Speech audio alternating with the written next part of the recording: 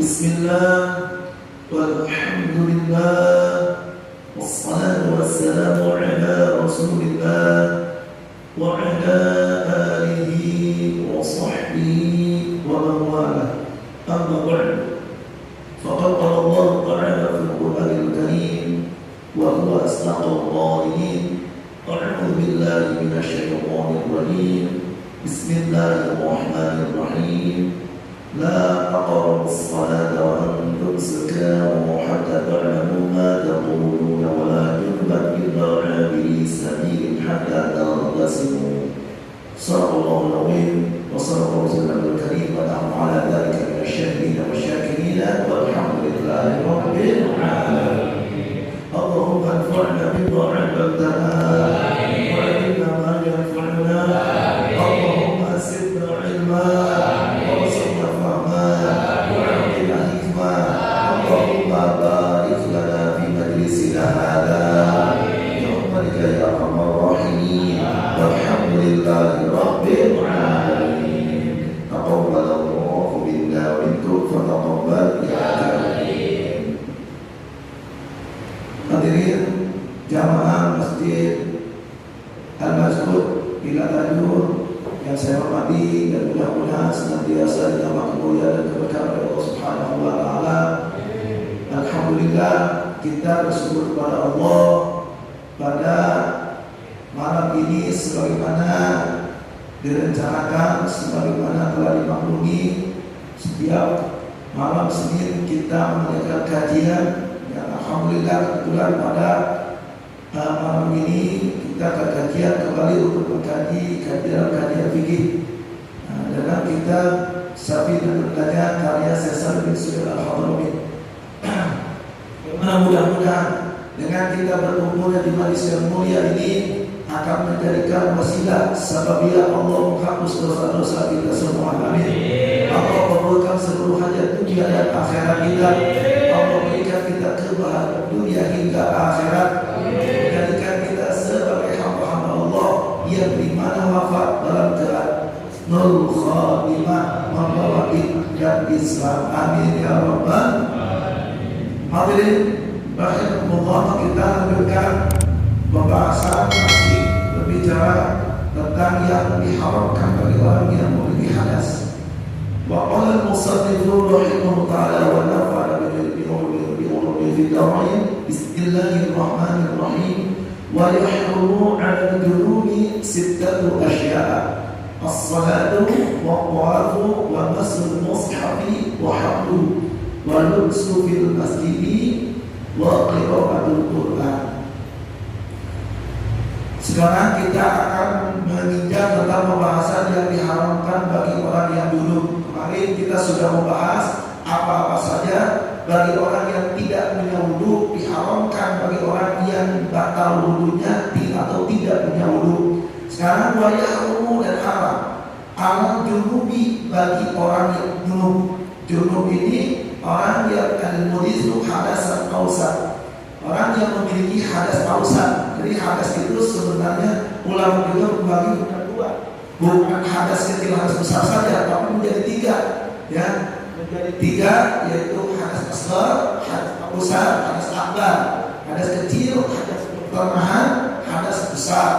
Nah, junub ini masuk dalam kategori hadas kausan, yaitu hadas pertengahan.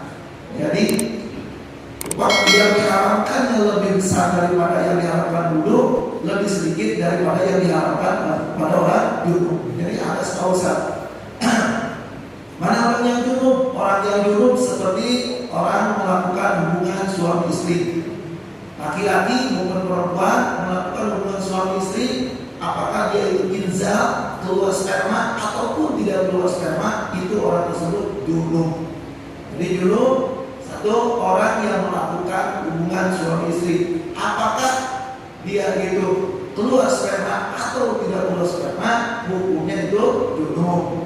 Yang kedua, tidak melakukan hubungan suami istri tapi keluar sperma walaupun tanpa melakukan jima, itu tetap juga disebut dengan orang yang junub. Nah bagaimana ketika ada seorang sudah melakukan hubungan suami istri, maka dia punya hadas.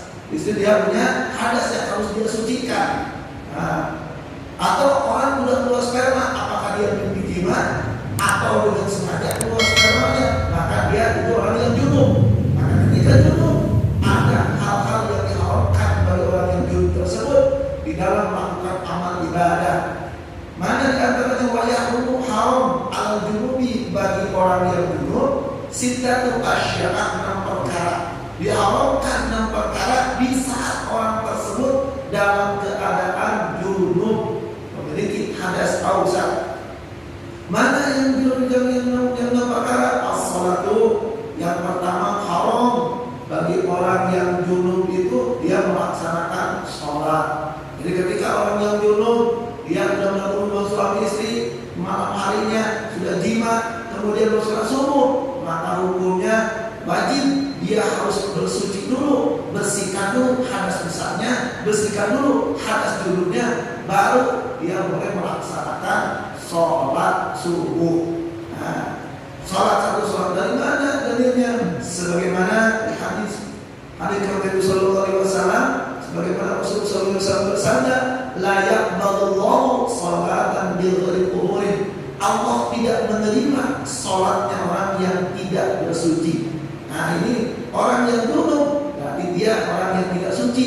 Maka kalau sholatnya Allah tidak terima, tidak sah sholatnya orang. Kenapa?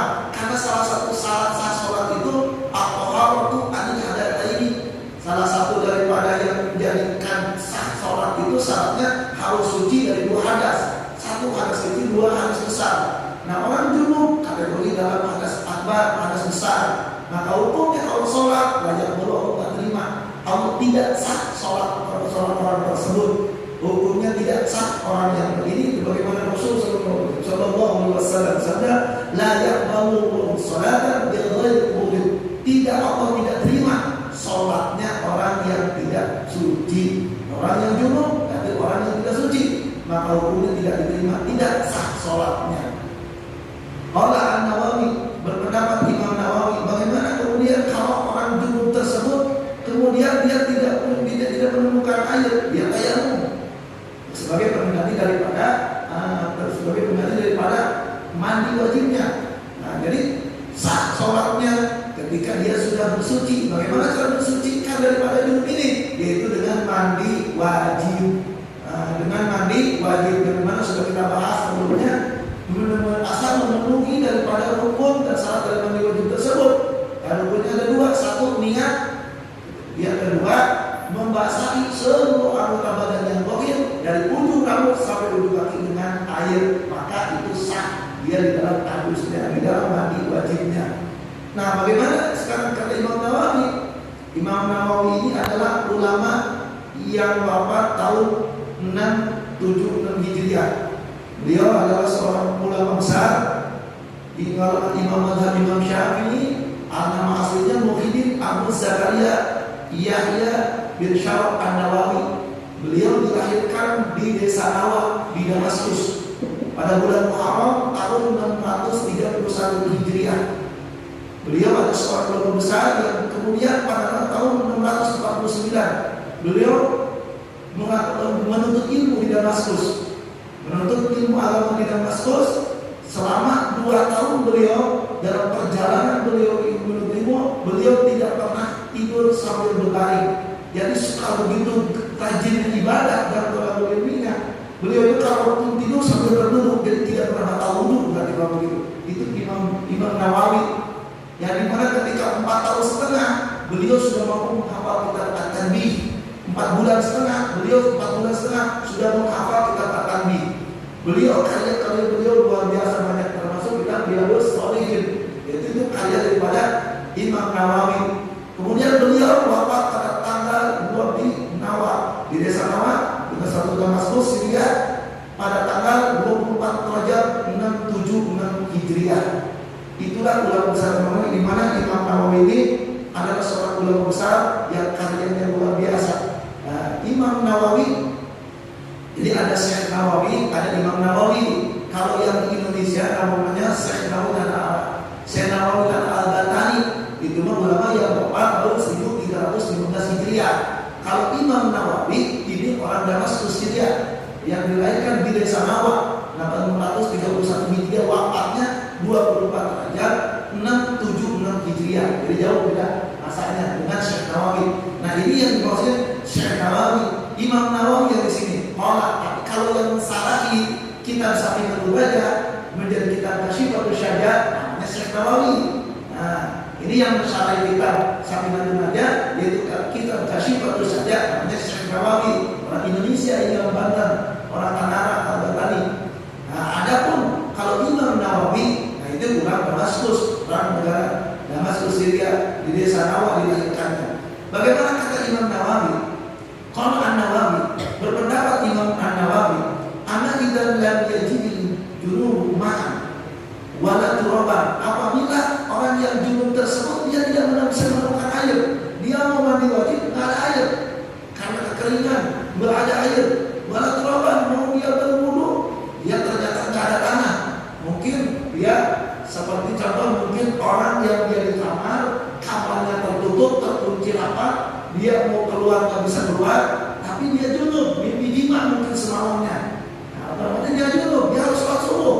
Dia mau keluar, semua dikunci pintu, nggak bisa dia keluar. Mau cari air untuk bagi wajib, mau dia tayamum, semua tembok semua ini nggak ada tanah untuk dia bertayamum. Nah, bagaimana? Nah, karena bagi cara Imam, kata dalam Imam Syafi'i harus dengan lahu turabun mubarun, harus tanah yang berdebu. Nah ini kemudian bagaimana? Kata Imam Nawawi, fa'innahu yusalli li hurmatil waqti, maka orang tersebut silakan dia boleh melaksanakan sholat karena menghormat waktu, ala hasabi hali, menghitung bagaimana tingkah dia pada kondisinya, menghitung kondisinya. Artinya apa? Boleh orang tersebut dia sholat tanpa diadus, tanpa dia orang wajib, tanpa dia tayamum. Cuma kedudukan sholatnya dihormatil waktu. Nah, jadi orang tersebut dihormatil waktu. Terus bagaimana? Kan dalam sholat itu ada baca Al-Quran, ada baca Fatihah, ada baca surah. Bagaimana kedudukan bacaan-bacaannya? Wa yahrumu alaihi al-qira'atu kharija sholati. Adapun dia membaca Al-Quran di luar sholat, haram hukumnya. Nah, terus kalau di dalam sholat baca Fatihah bagaimana? Wa yahrumu alaihi an yaqra'a fi sholati ma zada ala fatihatil kitab. Haram bagi dia orang tersebut ketika sholat dia membaca ayat Quran masa ada Fatihah kita lebih dari Fatihah kita. Artinya kalau Fatihah bagaimana? Nah kalau Fatihah ada dua pendapat. Kalau baca surah, baca surah pendek hukumnya bagaimana? Haram bagi dia untuk baca surah pendek dalam sholat tersebut kondisinya. Terus kalau baca Fatihah, bagaimana kalau dengan membaca Fatihah? Wahal ya'rumu qira'atul Fatihah ini apakah haram? Orang kan dia junub tetap posisinya. Dia sholat hanya menghormat waktu. Terus kalau sholat kan wajib baca Fatihah. Kata Nabi, la sholata liman lam yaqra' bi Fatihatil kitab. Tidak sah orang yang sholatnya tidak membaca Fatihah. Nah ini orang dia junub. Tetap kondisi dalam hidup, kemudian dia dipoborkan sholat menghormat waktu. Terus baca Fatihahnya bagaimana? Kalau baca surah pendek selain Fatihah haram jelas. Tetapi kalau di dalam membaca surah Al-Fatihah, fihi wajhani, itu ada dua pendapat. As-sahih al-mukhtar annahu la yahrumu bal yajibu. Menurut kaul yang sahih al-mukhtar yang terpilih, pendapat yang sahih, pendapat yang mukhtar yang terpilih, bagaimana? La yahrumu, tidak haram dia baca Fatihah ketika sholat tersebut, walaupun itu ayat-ayat Quran yang dibaca. Bal yajibu, bahkan hukumnya wajib. Kenapa kalau menjadi wajib? Tidak bahkan wajib dia baca Fatihahnya padahal ada junub. Fa inna sholata la tasih illa biha, karena sesungguhnya sholat itu tidak sah kecuali dengan baca Fatihah. Sebagaimana sholat dibolehkan dengan keadaan junub karena darurat, karena menghormat waktu. Waktu pendapat yang kedua la yajuzu, tidak boleh. Nah, menurut pendapat yang kedua nggak boleh baca Fatihah karena dia tetap aja kondisinya junub, hanya dibolehkan sholat untuk menghormat waktu. Tetapi bagaimana bagian tinggi al-kari al-ladiyah tinggal ajiz,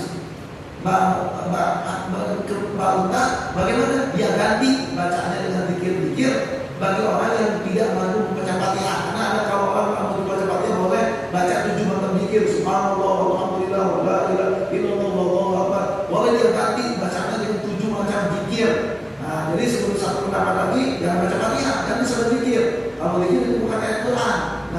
Tetapi menurut kalau yang sahih, yang benar, hukumnya boleh, tidak haram, bahkan wajib dia untuk membaca Al-Fatihah bagi orang tersebut. Nah, jadi kesimpulan yang pertama, bahwa bagi orang yang junub haram orang tersebut baca ayatnya melaksanakan sholat. Adapun yang dibolehkan tersebut kecuali dalam keadaan faqidul ini, mau adus mandi wajib nggak ada air, mau diganti dengan tayamum nggak ada tanah, boleh, hanya sekedar dihormati waktu karena untuk menghormat waktu.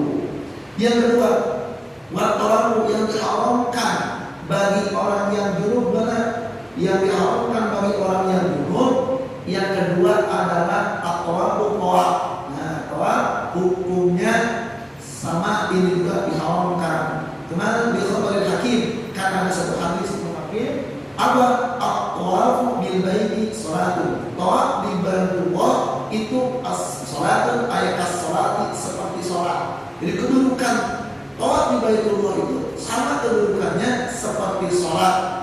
Fis satri wa taharati, bina pada cukuran bahasa Sundana, bina pada dalam hal dia harus menutup aurat dan bersuci. Jadi kalau sholat wajib tertutup aurat, tawaf pun sama, wajib tertutup aurat. Sholat wajib harus berwudu, harus suci dari hadas kecil, hadas besar. Tawaf pun sama, harus bersuci dari hadas kecil maupun hadas besar. Maka ketika orang junub, dia juga haram melaksanakan tawaf di masjid, dalam melaksanakan tawaf. Yang kedua, yang ketiga sekarang, yang ketiga wamasul mushafi. Yang ketiga yang diharamkan bagi orang yang junub mana? Wamasul mushafi, menyentuh mushaf. Kemarin sudah kita bahas. Yang disebut mushaf itu apa? Kullu ma kutiba alaihi Qur'anun lidirasatin.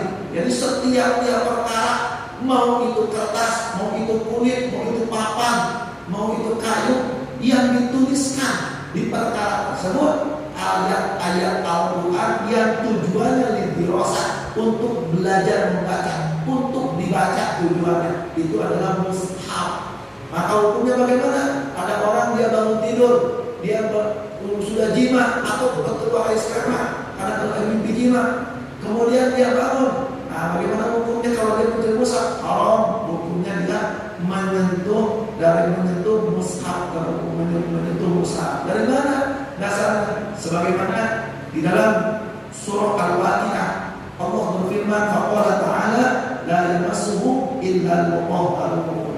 Di dalam surah Waqiah ayat 79 itu dijelaskan la yamassuhu illa al-mutahharun, di dalam menyentuh mushaf kecuali orang-orang yang telah disucikan, yang disucikan dari hadas kecil maupun hadas besar. Ini dari orang-orang. Yang kedua, dari mana dasarnya lagi? Sebagaimana dalam hadis tadi, sebagaimana ada riwayat dari Ahmad bin Hazm, bahwa sabda Nabi, apa kata Nabi? Faqala sallallahu alaihi wasallam, la yamassul Qur'ana illa dhahirun. Jadi, jangan menyentuh Al-Quran kecuali orang-orang yang suci. Nah, orang yang junub berarti bukan orang yang suci. Nah, bagaimana hukumnya? Haram, tidak boleh dia menyentuh mushaf. Nah, hukumnya haram, maka dia hukumnya tidak boleh menyentuh mushaf. Maka hukumnya tidak boleh dia menyentuh mushaf. Nah, kecuali kemarin ada yang bedakan, kecuali kalau dia bukan mushaf. Nah, kecuali kalau bukan mushaf, seperti tamimah yang ditulis untuk ditabaruk atau nanti kalimatnya, atau seperti ayat-ayat Quran tersebut terselip di kitab-kitab fikih, atau di buku atau kitab tafsir yang tafsirnya lebih banyak daripada ayat Al-Qurannya, itu kemudian dikecualikan, pengecualian mereka seperti itu. Jadi yang ketiga, haram bagi orang yang dulu menyentuh mushaf. Walau yang keempat, yang diharamkan sekarang yang keempat dalam mushaf apa? Wahamluhu, haram juga membawa mushaf. Kenapa haram membawa mushaf? Li'annahu a'zamu minan nas, karena membawa itu lebih besar, lebih banget, lebih besar lagi daripada menyentuh. Bahwa haram bil qiyas, keharaman membawa mushaf ini diharamkan berdasarkan qiyas. Kalau tadi kan berdasarkan Al-Quran, berdasarkan hadis, sepakat ini para ulama, orang yang berhadas, orang junub, orang yang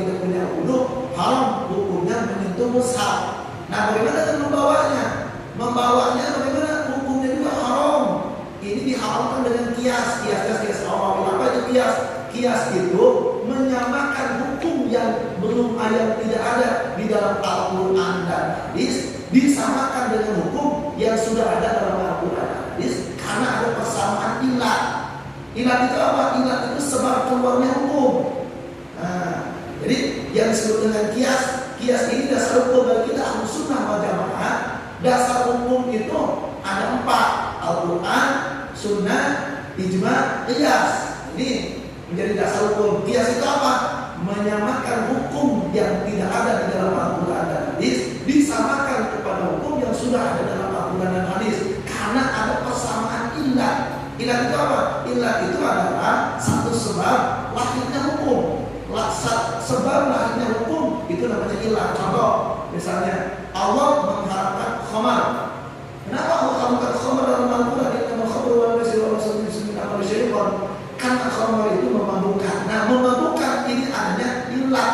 Lahirnya satu hukum maka haram, dasarnya haram karena itu memabukkan.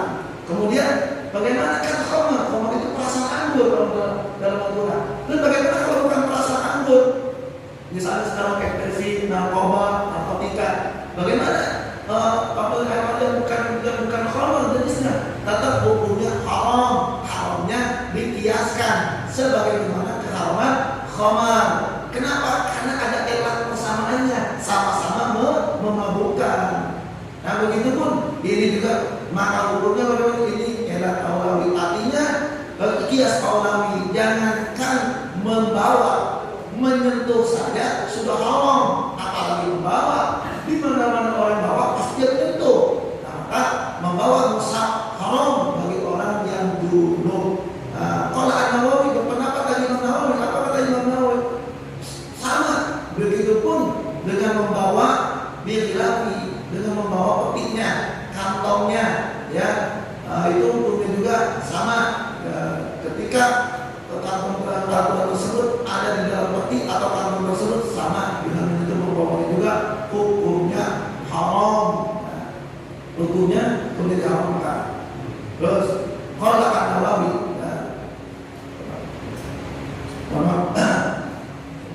terus bagaimana kalau kemudian yang kelima sekarang, wa khamisuha, yang kelima yang diharamkan bagi orang yang junub mana? Al-lubsu fil masjid, berdiam di masjid bagi seorang muslim yang selain balighin ghairi nabiyyin, orang muslim yang baligh yang dia bukan sama nabi. Lubsu fil masjid haram, hukumnya dia di masjid. Apa itu masjid? Di sini dalam kitab disebutkan bahwa mungkin bagi sholat, satu tempat yang diwakafkan untuk sholat. Tapi ulama juga mengatakan definisi ini adalah kinayah untuk masjid. Artinya satu tempat yang diwakafkan untuk sholat dan diniatkan harus dijadikan masjid, maka tempat itu adalah masjid. Nah, masjid itu punya haram orang junub, orang yang masuk dan dia di tempat di masjid tersebut. Atau di dalam kitab Fathul disebutkan yang disebutkan ini jangan Tuhan makanan masjid. Seperti kita membangun satu tempat, kemudian karena ini saya jadikan tempat ini masjid, itu sudah masjid, walaupun tidak berbicara wakaf. Kenapa? Karena setiap masjid itu pasti wakaf, tapi tidak setiap wakaf itu masjid. Nah, makanya ketika mau kita sholat ini kinayah itu dia diniatkan masjidnya. Kalau tidak diniatkan masjid, tidak menjadi masjid. Jadi masjid itu bukan untuk bangunan. Kalaupun ada orang misalnya bikin satu bangunan, ada kubahnya, ada mukomnya, tapi dia bukan bangun, tidak niat wakaf masjid, tidak niat membangun masjid, hanya niat tempat. Silakan bagi orang yang sholat saja menyediakan tempat untuk sholat, itu bukan masjid, ya, itu bukan kategori masjid yang dimaksud di dalam hal ini. Itu ya, seperti di rumah karena kita bikin pandang dulu ya, itu bukan masjid. Kalau masjid itu harus diniatkan wakaf, diniatkan itu menjadi masjid. Maka itu hukumnya haram orang junub, orang yang main masuk dia di situ dan sah dia beriktikaf di situ. Nah, jadi untuknya. Tapi kalau hanya sekedar diwakafkan untuk sholat, belum tentu itu menjadi masjid. Dan dia tidak sah orang iktikaf tersebut. Kenapa? Karena diwakafkan bukan menjadi masjid. Nah ini, jadi yang diharamkan orang yang junub dia di masjid. Al-Lubsu ini walaupun Al-Lubsu di Tumanina, walaupun dia di masjid ini sekedar Tumanina sholat mana, sekedar orang baca Subhanallah, hanya sekedar itu saja, kemudian keluar lagi, dia hukumnya haram, hukumnya tetap dia haram seperti itu. sadirin. Lalu guru dan tidak haram kalau dia hanya kubur. Kubur itu apa? Melintas masjid. Melintas ke mana? Yang disebut dengan kubur itu mana? Wa huwa ad-dukhulu min babin wal khuruju min akhar. Yang disebut kubur itu orang dia masuk dari pintu yang satu di pintu ini, kemudian wal khuruju keluar di pintu yang lain. Nah ini bagaimana hukumnya? Nggak haram. Dia masuk dari sini lewat keluar di pintu ini, nggak haram. Sebagaimana Allah jelaskan dalam Al-Quran surah An-Nisa ayat 43. Faqala ta'ala la taqrabus salata wa antum sukara hatta ta'lamu ma taquluna wa la junuban illa 'abiri sabilin hatta tabtasilu. La taqrabus salata, janganlah kalian mendekati mau di as-salat. Ibnu Abbas menafsirkan la taqrabu bahwa di as-salat, janganlah kau mendekati tempat-tempat salat, janganlah kau mendekati wa antum sukara, kalian dalam keadaan mabuk, kata ta'lamu ma taquluna, sehingga kalian mengetahui apa yang kalian ucapkan. Wala junuban, gitu. Wala junuban, dan janganlah kalian mendekati mau di as-salat tempat salat junuban dalam keadaan junub. Wala fi hal qaumikum junuban, dan janganlah kalian mendekati tempat-tempat salat dalam keadaan kalian junub. Illa abir sadirin, kecuali hanya sekedar melintas. Nah, abirnya apa? Tadi masuk dari pintu yang satu, keluar pintu yang lain. Hukumnya bagaimana? Illa, ini pengecualian. Boleh, tapi tidak haram, tidak dilarang. Hatta tasilu, sehingga kalian mandi wajib dulu. Nah ini artinya ini yang menjadi dalil hukumnya haram orang-orang yang junub masuk ke dalam masjid, walaupun hanya sekedar turunnya. Atau bagaimana? Sama dengan atau tarawih, masuk ke masjid cuma putar-putar doang, itu juga sama. Walaupun dia duduk, tetap dia hukumnya haram. Nah, mana dalil kemudian? Dalil hadisnya mana? Sebagaimana hadis dari Imam Abu Dawud, inni la uhillu al-masjida li ahadin wala li junubin.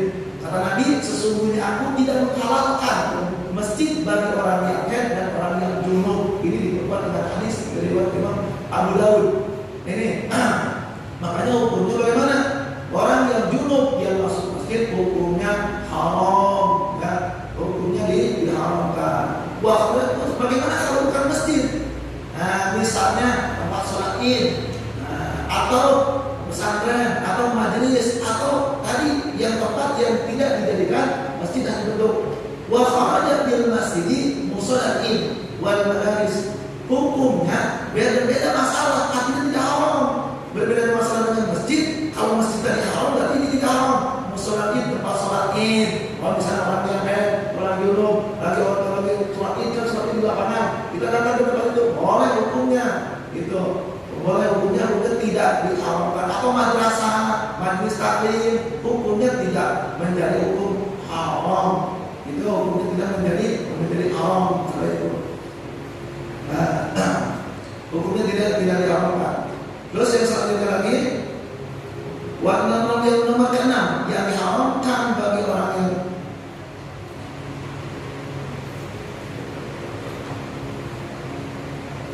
terus tetapi Imam bilang ke Sifatul Syariah, Syekh Nawawi dan Al-Albani menjelaskan, betul hukumnya orang yang junub itu haram ketika dia yang diam di masjid. Tapi ia jujur untuk subuhi di daruratin, tapi dibolehkan juga, dibolehkan ketika dia diam di masjid karena darurat. Bagaimana kalau kondisi darurat? Seperti mana contohnya? Orang ka'am nama fihi fahtalama wa ta'adalu khurujuhu. Seperti mana? Seperti orang dia tidur di masjid, kemudian dia fahtalama, dia menjima, otomatis keluar sperma, dia junub.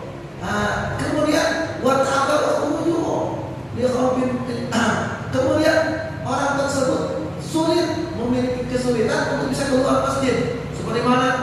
Takut kalau di luar masjid banyak harimau, ada macan yang siap untuk menerkam, atau banyak orang yang menjolimi dia, yang membunuh. Nah, itu bagaimana? Di darurat hukumnya dia diam bersembunyi di masjid tersebut, dia hukumnya tidak haram, hukumnya dibolehkan.